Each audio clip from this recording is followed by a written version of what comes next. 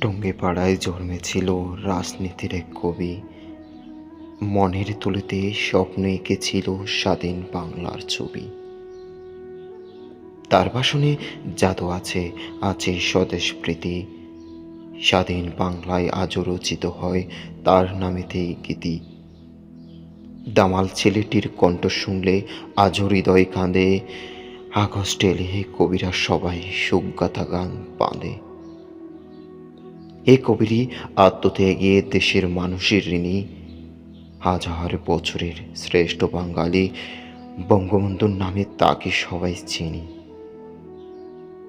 তার নামেতে কর্ণফুলীতে বাসায় ভালোবাসার সাম্পান। এই বাংলার অপর নাম কিন্তু বঙ্গবন্ধু শেখ মুজিবুর রহমান।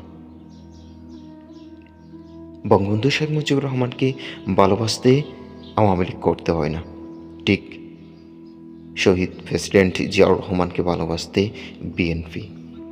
ধন্যবাদ।